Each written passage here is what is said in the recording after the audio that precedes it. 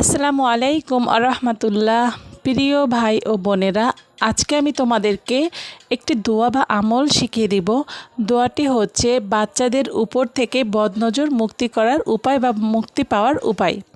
কিভাবে আপনাদের সন্তানের উপরে যদি কেউ বদনজর দিয়ে থাকে বা বদদোয়া এবং কোনো তাবিজ করে থাকে, সেটা আপনারা এই দোয়াটি পড়লে আপনাদের সন্তানের উপর থেকে সকল বালা মুসিবত দূর হয়ে যাবে এবং আপনারা আপনাদের সন্তানকে সকল বিপদ থেকে মুক্ত করতে পারবেন ইনশাআল্লাহ। প্রিয় ভাই ও বোনেরা, ভিডিওটি সবাই শেষ পর্যন্ত দেখবে এবং এই দোয়াটি কিন্তু কোরআনের একটা পরীক্ষিত দোয়া। খুবই ছোট্ট একটা আমল বা দোয়া তোমাদেরকে শিখিয়ে দিব। এই দোয়াটি শিখলেই তোমরা বাচ্চাদেরকে বদনজর থেকে মুক্তি করতে পারবে ইনশাআল্লাহ। তো ভাই ও বোনেরা, যারা এখনও আমার চ্যানেলটিকে সাবস্ক্রাইব করনি, অবশ্যই সাবস্ক্রাইব করে দিবে এবং লাইক করবে, আর ভালো লাগলে একটা কমেন্ট করে আমাকে জানিয়ে দিবে।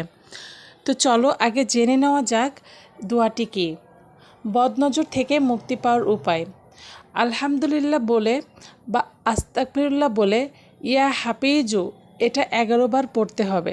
আস্তাগফিরুল্লাহ বলে ইয়া হাফিজু, এটা 11 বার বলতে হবে।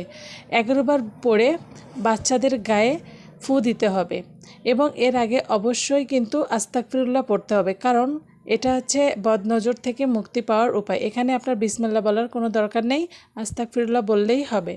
তাই 11 বার ইয়া হাফিজু পড়ে বাচ্চাদের গায়ে ফু দিবেন এবং আপনারা দেখবেন আপনাদের বাচ্চাদের উপর থেকে সকল বালা মুসিবত দূর হয়ে গেছে এবং বদনজর এবং বদদোয়া থেকে মুক্তি পেতে পারেন এই দোয়াটির মাধ্যমে। তাই এই দোয়াটি প্রতিদিন আপনারা যে কয়বার নামাজ পড়বেন সে কয়বার নামাজ পড়ে অবশ্যই 11 বার এই দোয়াটি পড়ে আপনার সন্তানের গায়ে ফু দেবেন। দেখবেন আপনার সন্তান সকল প্রকার বালা মুসিবত থেকে দূরে থাকবে। প্রিয় ভাই ও বোনেরা, দোয়াটি কিন্তু খুবই পরীক্ষিত, তাই আপনারা বিশ্বাসের সহিত এই দোয়াটি পালন করবেন। আজকে এই পর্যন্তই। তোমাদের যদি এই ভিডিওটা ভালো লাগে অবশ্যই আমাকে কমেন্ট করে জানিয়ে দিবে। আসসালামু আলাইকুম ওয়া রাহমাতুল্লাহি ওয়া বারাকাতুহু।